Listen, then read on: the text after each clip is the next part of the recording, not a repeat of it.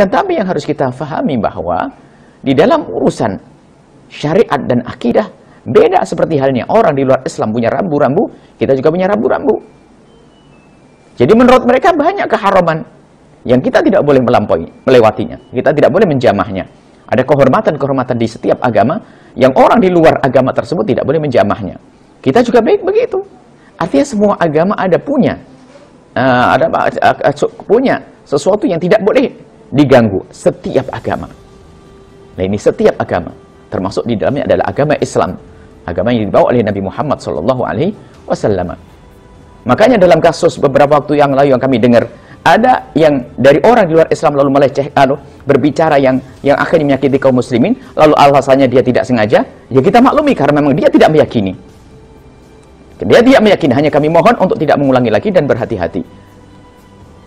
Nah, karena dia tidak punya keimanan kepada agama kita. Jadi dia memang tidak meyakini kebenaran. Jadi apa yang diomongkan adalah benar menurut dia. Dan kita tersinggung, wajar sebagai umat yang beragama Islam, orang yang punya Al-Quran. Akan tapi yang menjadi masalah adalah ada orang yang katanya percaya dengan Al-Quran, umat Nabi Muhammad SAW, akan tapi melecehkan, malah mereka lebih parah dalam melecehkan agama Nabi Muhammad SAW. Bukan saja melecehkan Al-Qurannya, melecehkan para ulama. Bahkan cenderung membela orang. Loh, ketahuilah, orang Nasrani pun kalau dia tidak salah perlu kita bela. Orang Nasrani jika dia tidak salah perlu kita bela. Jadi pembelaan adalah pembelaan yang tidak salah. Loh sekarang omongannya pasti ini adalah ada bentuk kesalahan, biarpun disampaikan tidak sengaja. Ketidaksengajaannya kita terima. Tapi kalau kalimatnya tidak salah, itu yang salah. Kalimatnya adalah jelas salah dan menjadikan kita luka. Kalimatnya adalah kalimat yang salah. Karena mengatakan misalnya apa? Orang-orang dibohongi dengan surat Al-Maidah. Mungkin ada orang membohongi dan Al-Quran membohongi. Orangnya dianggap tidak benar dan Al-Qurannya juga dikatakan tidak benar. Secara tidak langsung semacam itu. Dan itu memang ada dalam keyakinan mereka.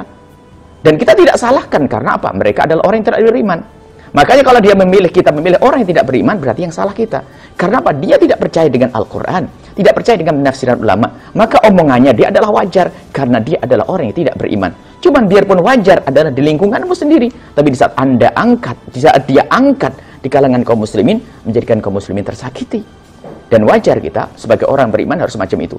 Kita perlu dialog ilmiah dalam hal ini, akliyah, secara akal sadar, bukan dengan emosi, bukan membela ini membela itu. Kita bela adalah kebenaran. Lah, kalimatnya jelas salah. Coba kalau kita amati kalimatnya pasti salah, jelas salah. Cuman kita memberikan maaf kepada dia karena apa alasannya? Dia tidak sengaja untuk menyakiti. Baik, tidak sengaja untuk menyakiti, akan tapi pun demikian kita sakit karena kalimatnya yang salah. Kalau tidak sengaja, saya kembalikan. Karena memang agamanya seperti itu. Agamanya tidak meyakini Al-Quran. Agamanya tidak meyakini ulama. Jadi saya katakan maklum, dimaafkan dalam sisi ini. Tapi tetap umat Islam harus, dalam hal ini harus tahu. Begitulah jika orang di luar Islam. Tapi tidak perlu selanjutnya kita terus mencaci-caci, mengolok. Islam bukan caci maki dan olok. Sekarang kita perlu memaafkan masyarakat kita. Dan baca hadisnya kita, bab hadis ya. Hadis kami akan tetap berdoa semoga siapapun yang saat ini dari saudara-saudara kita, tolong sekarang hentikan caci maki dan olok-olok. Kita perlu sekarang ingin merangkul mereka semuanya. Kami akan sampaikan kepada mereka yang masih beragama di luar Islam. Semoga Allah memberikan hidayah petunjuk kepada mereka. Adapun caci maki adalah bukan bagian kami. Kami tidak akan mencaci maki dan mengolok-olok. Hanya kami katakan salah, Anda salah-salah. Anda telah mengucapkan kalimat yang menyakiti kaum muslimin adalah kalimat Anda salah. Kalaupun Anda tidak sengaja, kita maafkan ketidaksengajaan Anda. Tapi harus tahu bahasanya kalimat itu adalah salah dan tidak boleh terulang lagi. Dan dari saudara-saudara kami dari kaum ahli iman yang ternyata bergegas membela sesuatu yang seharusnya tidak dibela, maka ketahuilah hitunganmu adalah dengan Allah Subhanahu wa taala. Semoga Allah memberikan mengampuni Anda dan semoga Allah memberikan petunjuk kepada Anda. Yuhadditsunakum bima lam tasma'uhu wa la yasma'unahu aba'ukum. Dia akan bicara tentang urusan agama Anda yang membuat Anda kaget. Kalau agamamu dihinakan, ulamamu dihinakan dan kau diam, maka gantilah bajumu dengan kain kafan. Kata Haji Abdul Malik Karim Amrullah Buya Hamka.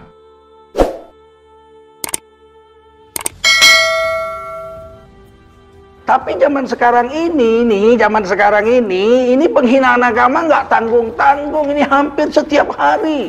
Menghina sholat, menghina Rasulullah. Syair lagu Siti Aisyah diselewengkan menjadi sebuah syair yang buruk, jelek, tentang seks, yang tidak beradab sama sekali terhadap Rasul dan istri Rasulullah, yang kami agungkan, yang kita agungkan orang Islam. Walaupun penghina-penghina itu ujung-ujungnya pakai kerudung, nangis, pakai materai 6.000, minta maaf, beragama Islam lagi. Islam seperti ini, Islam sontoloyo ini. Ada yang menghina azan. Kidung ibu Indonesia lebih merdu daripada seruan azan, gak ditangkap, dibiarkan aja. Banyak sekali penghinaan-penghinaan terhadap agama. Ahok menghina Quran, surah Al-Maidah ayat 51. Payah sekali nangkapnya, sampai demo jutaan orang. Akhirnya ditangkap. Baru dijatuhi hukuman 2 tahun penjara. Walaupun sampai keluar dari penjara, dia nggak pernah ketahuan di LP mana, nggak ada. Dia bukan alumni LP, lembaga pemasyarakatan, nggak ada. Dia disimpan di Makobrimob, nggak pernah tahu pun kita kamar berapa, bagaimana keadaan di sana. Tapi yang jelas dia di penjara, inkrah. Dia itu adalah narapidana penghina agama. Apapun cerita kita, Ahok adalah narapidana penghina agama. Inkrah, putus di pengadilan. Dia terima hukumannya 2 tahun. Ada terjadi penghukuman tapi dengan susah payah. Ada yang membunuh ustadz, ditangkap, vonis gila. Ada yang menghina agama di Jember, vonisnya gila. Ada yang ini gila. Kalau nggak gila stres. Ada yang ngaku mabuk. Nyanyi-nyanyi syair Siti Aisyah radhiyallahu anha menghina, mabuk. Yang menguploadnya masih mabuk juga waktu mengupload. Nah, yang begini-begini ini nggak boleh terjadi. Yang paling sial, orang-orang awam kan nggak ngerti hukum. Mereka katakan banyak penghina agama akhir-akhir ini. MUI kemana? Majelis Ulama Indonesia kemana? Loh, Majelis Ulama Indonesia nggak punya power. Kekuatan untuk menindak itu ada di kepolisian, di kejaksaan, di pengadilan. Penegak hukum bukan kami. Kami hanya mengeluarkan fatwa, nggak punya kekuatan untuk nangkap. Kecuali di Provinsi Aceh, syariat Islam berdiri. Coba menghina agama di Aceh, coba tes. Nah, mereka langsung, majelis ulama mereka bisa langsung menangkap. Mereka punya polisi syariah khusus, daerah khusus, Provinsi Nanggro Aceh Darussalam. Selain itu tidak ada. Jangan salahkan MUI. MUI juga gerem. MUI juga nggak senang dengan ini. Tapi kan kita hidup di negara Republik Indonesia. Sebetulnya kalau hati nurani tanya, cocoknya dihukum Islam aja, dibunuh aja. Nah, selesai. Tapi kan nggak boleh. Kesepakatan kita ini hidup di negara Indonesia. Undang-Undang Dasar 45, Undang-Undang Negara Republik Indonesia, ada KUHP. Menghina agama itu dapat dituntut 5 tahun penjara menurut Kitab Undang-Undang Hukum Pidana pasal 156 huruf A, 156A. Yaitu tuntutannya 5 tahun penjara seperti Ahok. Itu 5 tahun penjara, jatuhnya 2 tahun vonis. Inkrah, dia masuk.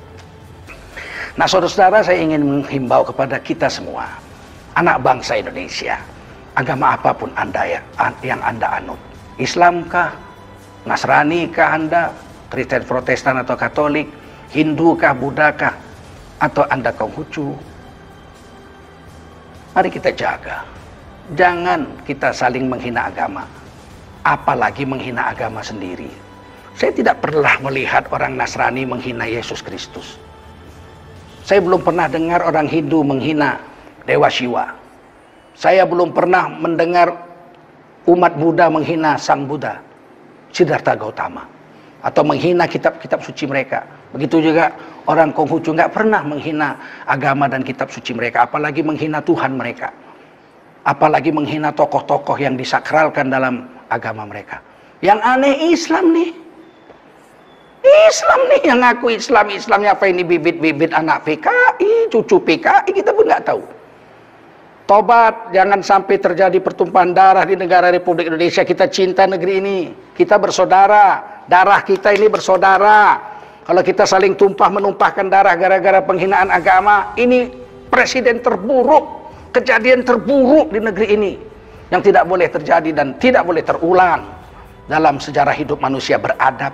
Kita ini kemanusiaan yang adil dan beradab, pasal sila kedua Undang-Undang Dasar 45. Bukan kebinatangan yang zalim dan biadab, bukan. Kita ini kemanusiaan yang adil dan beradab, bukan kebinatangan yang zalim dan biadab, bukan.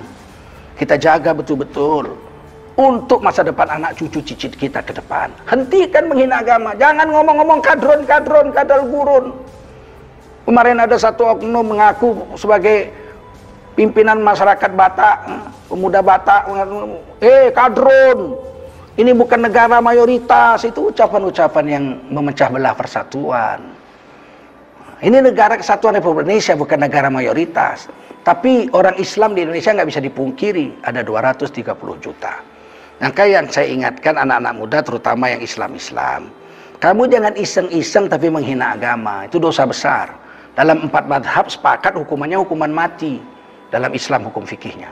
Tapi kita hukum negara, tuntutannya 5 tahun penjara. Jangan buat ibu bapakmu menangis gara-gara kamu iseng-isengnya menghina agama, menghina Rasul, menghina Allah, menghina ulama.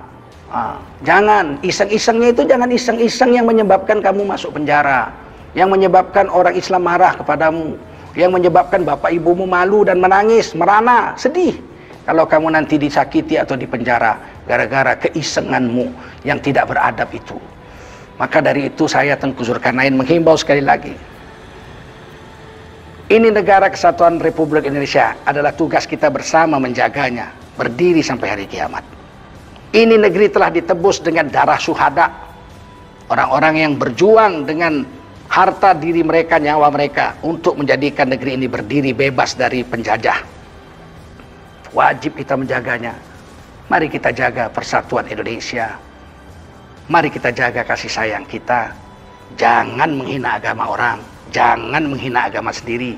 Dan simbol-simbol agama harus kita jaga agar persatuan negeri ini tidak terbakar dan tidak menjadi tercabik-cabik. Sekian saja saya Tengku Zulkarnain. Mudah-mudahan ada manfaat. Lebih kurang mohon maaf. Billahi taufiq wal hidayah. Wassalamualaikum warahmatullahi wabarakatuh.